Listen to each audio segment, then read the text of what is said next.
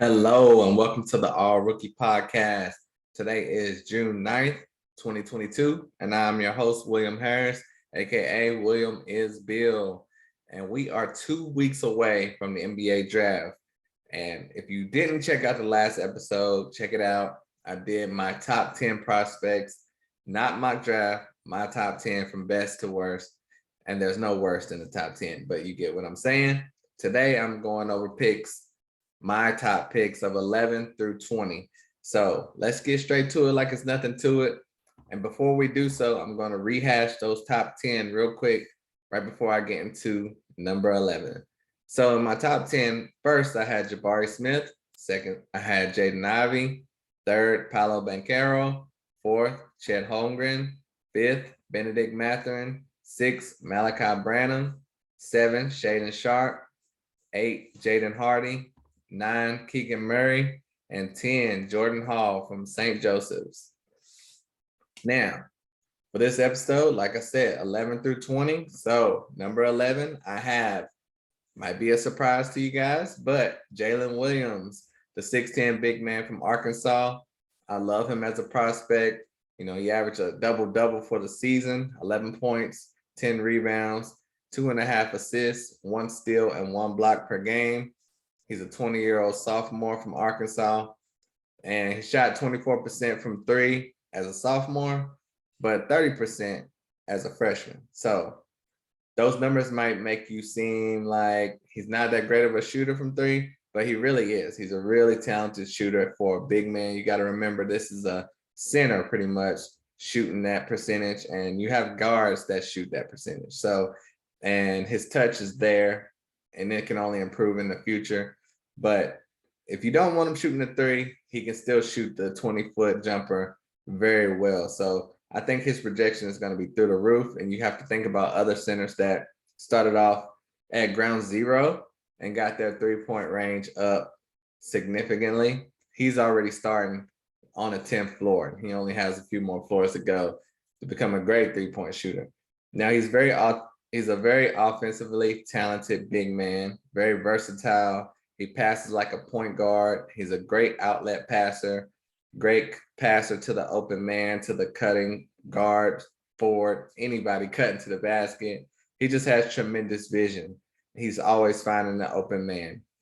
He's a great finisher in the paint as well. He can shoot the 20-foot jumper, even shoot the three. Like I said, he's perfect for today's NBA. He is the perfect big man, in my opinion, for today's NBA. And he even shoots it with confidence. And I think everyone else is kind of behind on this because they are still evaluating centers kind of like the old days. Like Mark Williams would probably be the first pick in the draft a couple of years ago. And I love Mark Williams. I still think he'll be good, but they have him in this draft, you know, top 15 pick. Jaylin Williams is projected around the second round or late first.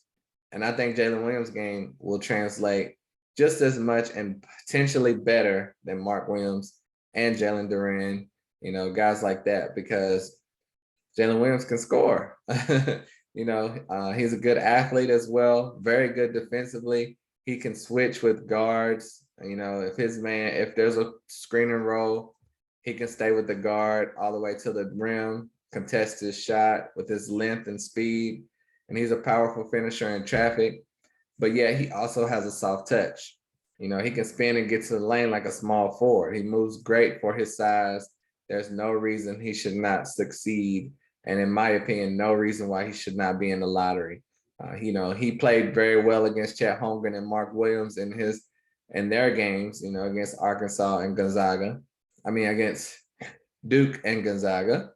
But, you know, his best trait is probably passing. And how often do you see that with a big man? When you do, you think of Nikola Jokic. That's who comes to mind. Tremendous passer as a big man. So who's to say he isn't the next Jokic? You know, he's a super talented big with potential to be great. If you want to say he needs to work on anything, it would be rim protection, blocks. But in my opinion, I think he would be best served at the 4, you know, like Evan Mobley. And you have a big man in there to help him protect the rim. I don't know if he's destined to be, you know, this big Patrick Ewing center, but I think he would be a tremendous 4. And in small ball lineups, he still can play that 5. And he does block shots well. He's just not getting 2 and 3 blocks like Duren and Mark Williams. So Jaylin Williams from Arkansas, love his tape, love everything about him. A lot of guys are saying he should have went back to college, but I don't see what they're not seeing. He has it all. He should be bare minimum a first round pick. Love his game. Now, for number 12, I have Ochai Agbaji. That's my 12th ranked player from Kansas, the 6'5" shooting guard, 215 pounds, averaged 19 points per game, 5 rebounds, 1.6 assists, 1 steal, and 0.6 blocks per game. And probably the best stat, other than those 19 points per game, he shot 40% from 3.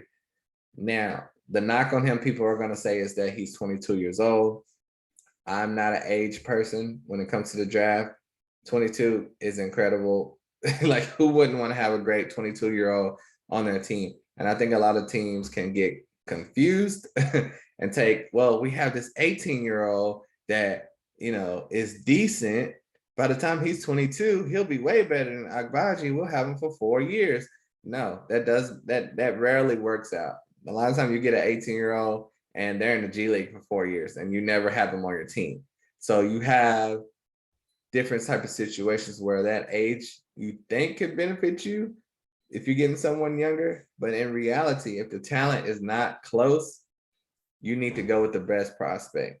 And with the age, you need to go with the best prospect. And Ochai Agbaji has that. Chris Duarte had that last year. So in my opinion, Ochai Agbaji is 12 right now. He improved from 3 every year. That shows that he's a hard worker and he's working with the right people. He's super athletic, has a quick first step, great size, can shoot the J, has a ton of alley-oop finishes. So, he has bounce. But, in college, he looked like a pro out there playing college ball, and that comes with being a senior. But he plays like the perfect 2 or 3, as in shooting guard or small forward. He's like a little DeMar DeRozan mixed with a little Paul George. That's what you see when looking at Ochai and when he's really on. He can create his own shot or pull up off the dribble for 3. He has an NBA body already. Great first step. There's nothing he can't do. Has quick hands, and he's great at creating steals. And, like I said, incredible 3-point shooter. Perfect player for 3 and D for today's NBA. His only knock was, you could say how he disappeared at times. He struggled in the championship game. And of course, that's the game everyone was watching. But still, he's going to be a really good prospect. And he has limitless range. He can work on his ball handling as well and assist making. But I think Ochai is ready to go. Now, number 13, I have Dyson Daniels. You probably wonder why he's so low. But in my opinion, on the film, I see a guy that's good. So I have to rate him by that. What most people are seeing when it comes to this draft is his potential, what he can be. And I see that as well. And I think Josh Giddey coming the year before him helps him tremendously. Dyson Daniels is a 6'6" to 6'8", somewhere in that range. Their heights and weights get all over the place. But from the G League Ignite, average 11 points, 6 rebounds, 4.5 assists, 2 steals, and 0.7 blocks per game. Unfortunately, 25% from 3, or he will be predicted to go even higher than he is now. And he's from Australia, of course, but he played with the G League Ignite. Now, he had great size. He's a great rebounder for his size. Very crafty finisher in and around the paint. Only 18 years old, which teams love. He flashes that greatness. Sometimes he's a little too cool for school for me. But, he can shoot the 3. Great passer. And that can't go without, being overemphasized. He really is a great passer. A lot of people are saying, well, he's not as good a passer as this guy. Not as good as his passer as this guy. In the G League, with the Ignite, he made tremendous passes to his teammates. So I don't know what people are trying to knock on him, but I think he does have tremendous vision. He played great in the Rising Stars game with pros. So that lets you know that he's going to fit right in. The game is not going to be too big for him. And a lot of people love his defense. They say his defense is almost as important as his offense. And that's saying a lot. Point guards, that's rarely mentioned when you think about a point guard. And I think he will be a point guard in the league like Josh Giddey. And I think his offensive talent is better than Josh Giddey. So when you think of it that way, he should succeed. He can create his own shot, has some nice moves to get to the paint. And, he always makes the correct pass. And he's a contester on defense of long shots. His long arms always keep him in a play and keep him in good position to get steals. And so his free throw percentage isn't great. And like I said, you want that motor to be a little higher as far as playing too cool for school. But I think Dyson Daniels should be good in the NBA if he goes to the right team. And that's why he's my 13th ranked prospect. Now, number 14, I have Johnny Davis, the 6'5" guard out of Wisconsin. He averaged 20 points per game, 8 rebounds, 2 assists, 1 steal, 0.7 blocks per game. He's a 20-year-old sophomore, and he shot 30% from 3 as a sophomore. Now, you may say, that's not good. But the year before, as a freshman, he did shoot 39% from 3. So the capabilities are there.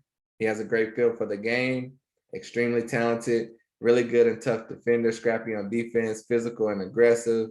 And that's what's helping him get ranked high. If he was just good offensively, he would, just be another guy maybe in the early 20s. But he's definitely more than likely going in the lottery because of that defense as well. He's a Big Ten Player of the Year. He can be a three-point specialist when he's on, but he has great hands for steals, pesky defender, doesn't waste a lot of time with his dribble. He gets to his spot, pulls up to the J or goes to the rack. He's a quick decision maker, and he just goes. Doesn't waste a lot of time. You're not going to get the James Harden method where he's trying to cook a guy at the top of the paint for 10 seconds. So he can hit the pull-up three, spot up three, drive to the rack. He's smooth, a little slow, methodical, but effective. Love his pull-up J and fade away. And every now and then he has that burst of speed to, I don't know if he lulls his man to sleep or not, but you're expecting slow, methodical, and every now and then, boom, he's gone straight to the rim. And he's a clutch player as well. So he always is up for the challenge. And when he played against Jaden Ivey, he got the better of him. So I think he's ready. He has a nice crossover as well. Love to see him become a better passer. But other than that, Johnny Davis is a great prospect. He's my 14th prospect, and I have him mock going 14th to the Cavs. So we will see how that goes. Now, if you just tuned in, missed a few minutes or whatever, let me go through 11 through 14 one more time real quick. Number 11, Jaylin Williams from Arkansas. Number 12, Ochai Agbaji from Kansas. Number 13, Dyson Daniels. Number 14, Johnny Davis. And now we are on number 15. Mark Williams is number 15, the 7-foot center from Duke, the ACC Defensive Player of the Year. Scored 11 points, had 7.4 rebounds, 1 assist, a half a steal, and 3 huge blocks per game. He's a 20-year-old sophomore, very aggressive big man, strong finisher at the rim, but he also has a nice touch in the paint and tip ins. He's a tremendous shot blocker, of course. He's standing at 9'9" with his reach. That's how tall he is. He can pretty much hang on the rim on his tippy toes. So it's not going to be too much scoring in the paint as long as he is not being boxed out. But I love his ability to run the floor as well. And you don't really see that with a guy that big, but he runs the floor very well. He's not slow at all. Great pick and roll player. And, when he gets the ball in the paint, he can get exactly where he wants to be. We'll see if that strength will hold up in the NBA. Normally for rookies, there's an adjustment, but I think he'll be ready. And for Charlotte, they desperately need a center. There's a lot of teams that desperately need a center.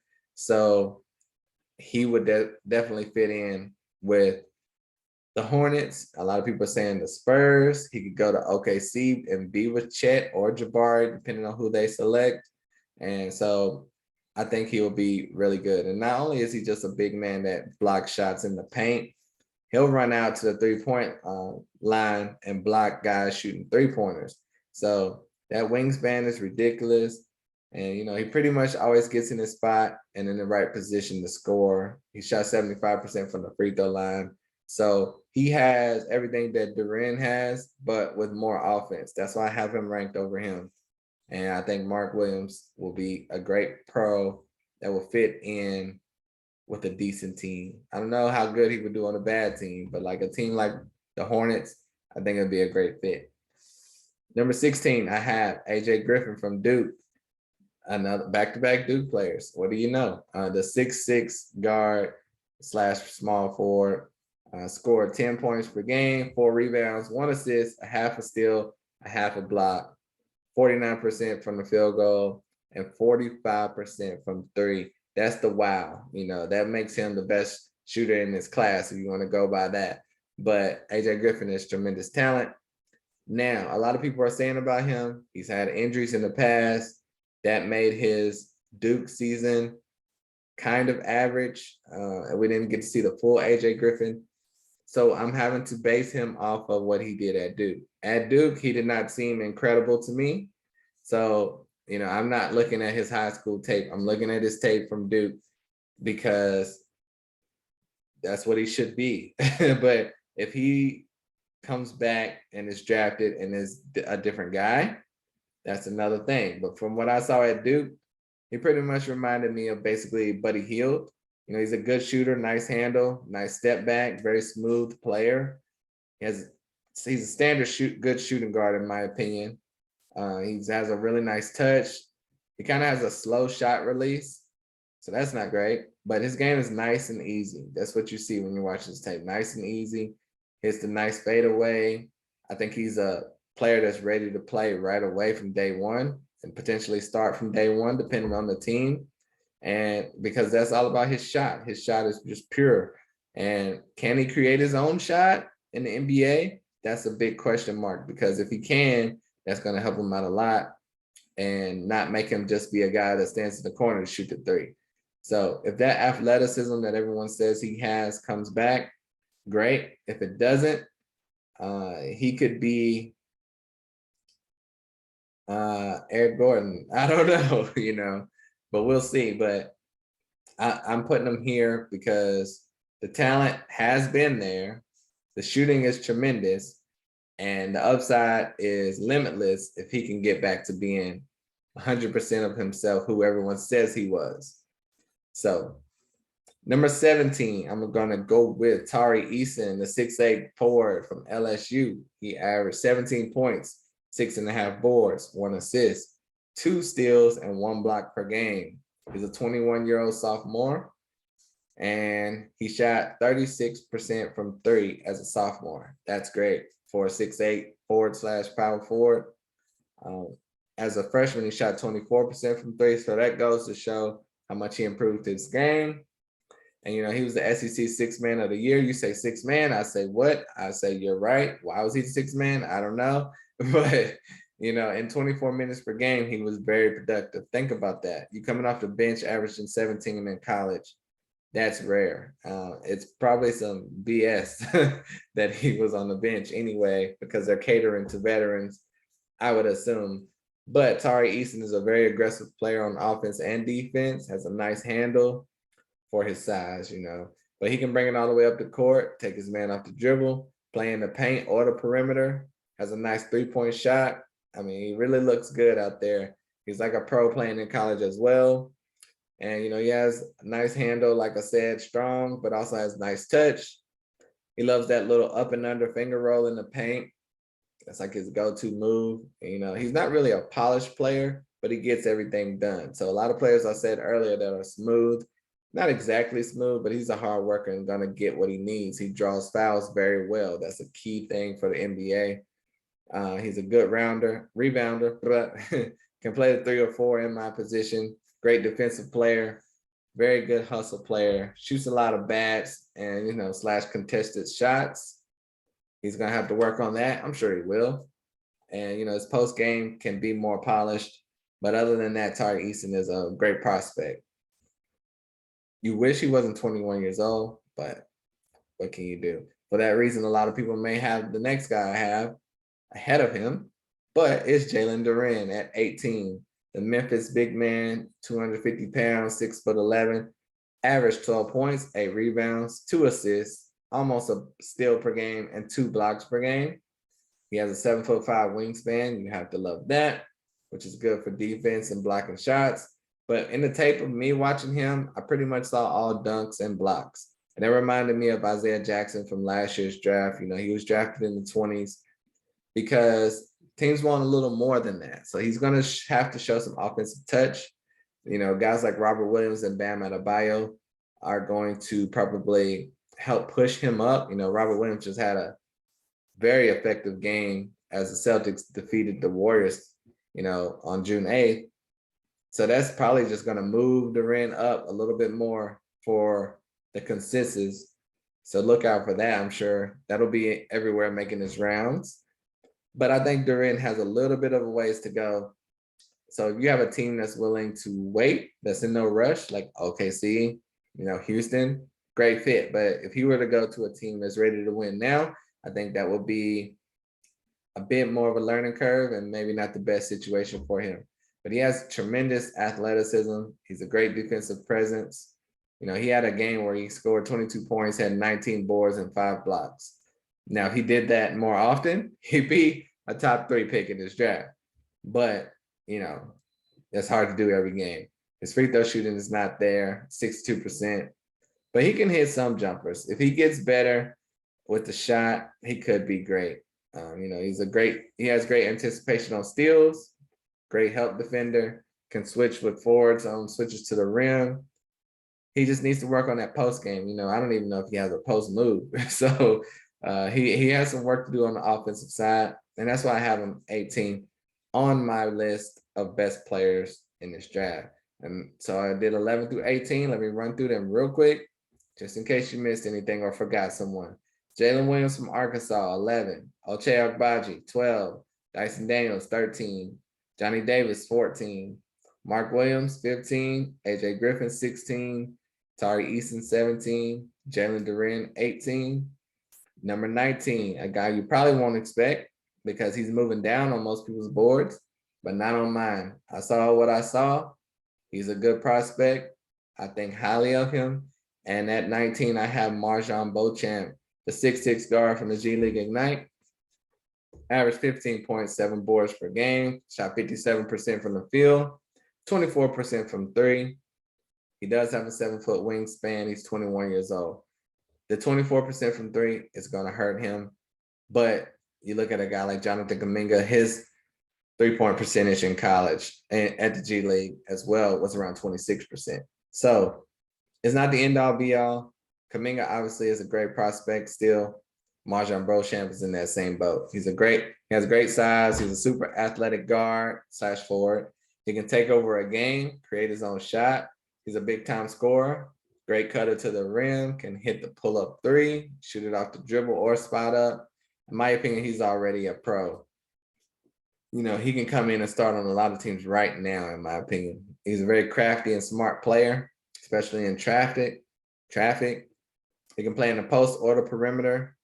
You know, he had at least 3 20-plus point games in a row. Big time scorer against real NBA players. You also have to remember with that 3-point line, it's back further for the G League. They're shooting at the NBA 3-point line. Guys in college are a foot or 2 inside of that line. So it makes it easier for the college players to have a better percentage. So think about that as well. But Marjon Beauchamp can finish with his left, shoots a nice floater, you know, and can hit that hook shot as well. Good defensive player, moves well, long arms, passes well in traffic. He needs to work on that 3-point shooting. But I love his tape. I love his film. I love his prospects. I'm higher on most of the G League guys than most people. And it's just because I know what they're going through in the G League, you know, and the competition is so much better than what college players are playing. For my last and final pick number 20, I have a guy you may not have heard of, unless you've been listening to me. I mentioned Michael Foster a bunch of times on multiple podcasts. But I have to show some love for Michael Foster. He's my 20th ranked prospect. That's 6'9" power forward from the G League Ignite. Averaged 15 points, 9 boards, 2 assists, 1 steal, and 2 blocks per game. He's a 19-year-old freshman, shot 31% from 3, great. 7-foot wingspan, great. And he's a really big athletic forward. You have to love that. He can handle the ball, shoot the outside J, or get himself to the rim on his own. He runs the floor great, has great smooth post moves, which some players I've mentioned don't really have, like Jalen Duren. But, he has a nice J. He was a 5-star recruit, could have went anywhere. He wanted to go to the G League, and it ended up possibly hurting him because, in my opinion, he's ranked 20th. Most teams have him 20 or 30 spots below that right now in the draft. It makes 0 sense to me. Michael Foster's a great power forward, projected player for this draft. And anyone needs a power forward, I don't think you can go wrong selecting him. He can shoot the 3 very well. He can bring the ball up the court and just pull up from 3 like a guard. He's a great defender and shot blocker. He's just a really, really good player. He can lead the fast break. Great rebounder, unselfish. He guarded grown men and outplayed them in the G League. And I think he's ready from day one to contribute to a team. If he goes to a playoff team, even better. But Michael Foster, tremendous prospect. If you don't know him, do some research on him. I love his tape. Like I said, I'm higher on the G League guys, Ignite guys more than most, and so I have 3 in this top 10 list that I did today. So, do your research. NBA GMs, do your research, because you're not too high on Michael Foster, Marjon Beauchamp, Jaylin Williams. But I'm not following consistency here. You're going to get what I truly feel, and this is what I truly feel. I'm not looking at other people's mock boards to say, oh, I think Jaylin Williams is the 11th best prospect, or Jordan Hall is the 10th best prospect, and other sites have them 30 spots lower. I'm not going to change my ranking because other people feel a certain way about a player. I'm going to trust my eyes, and, we'll see what happens. As long as they land in an opportunity where they can get a chance to play and show what they can do, I think they will be great. So going over my top 11 through 20 one more time, that was at number 11, Jaylin Williams from Arkansas. Number 12, Ochai Agbaji. 13, Dyson Daniels. 14, Johnny Davis. 15, Mark Williams. 16, AJ Griffin. 17, Tari Eason. 18, Jalen Duren. 19, Marjon Beauchamp. And 20, Michael Foster from the G League Ignite, alongside Marjon and Dyson Daniels. So if you love this list, like, rate, subscribe, review, all that good stuff. Tell a friend to tell a friend about the All Rookie Podcast. If you hate any of my picks, leave it in the comments as well. I want to hear it. Tell me why I'm wrong. Tell me why I'm right. I appreciate all the love and support, every view, every click, every subscription, every download. Thank you all so much. I will come back with 21 through 30 if you want to hear it. We can keep going to the deeper prospects. I like the deeper prospects better anyway. I don't like to continue to talk about the guys everyone else is talking about.